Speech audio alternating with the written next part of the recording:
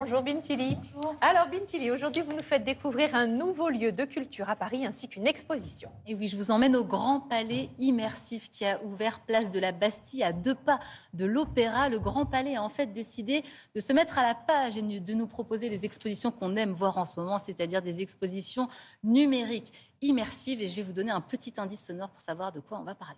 Laisse les gondoles à Venise. Je vous emmène à Venise.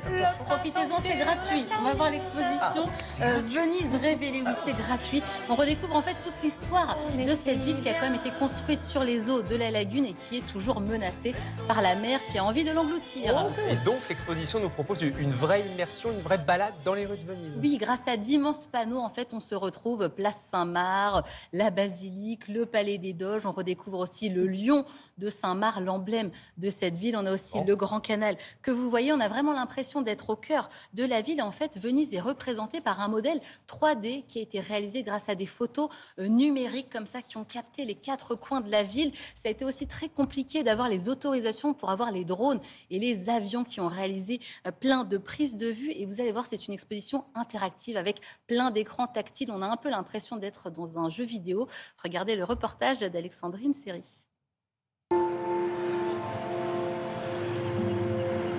On découvre à l'entrée de l'exposition ces premières images de notre plongée dans la modèle numérique de Venise qui est faite par un assemblage de centaines de milliers de photos de très haute définition.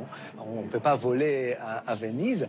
Et là, à l'entrée de l'exposition, on a une sorte donc, de vol aérienne qui nous permettent une image à vol des oiseaux de la ville. Ici même, on est sur l'entrée du palais des Doges et on va, grâce à la numérisation 3D, entrer à l'intérieur du palais. Le plafond de la salle de scrutin, quand on visite le palais des Doges, on les voit à 15 mètres. Ici, on les voit de manière très agrandie, avec les détails qu'on ne peut pas apercevoir à l'œil nu. Donc là, on plonge pour une immersion dans les grandes canals où on va, comme si on prenait un bateau, puis aller sous les ponts des Rialto, comme si on y était. Donc au-delà des grandes projections où on immerge vraiment dans de super belles images, on a aussi la possibilité, chacun, cliquer, jouer, découvrir. Notamment ici, c'est vraiment comme une sorte de chasse au trésor. Donc on cherche les lions, qui est l'emblème de la ville, et qu'on a caché sur la carte.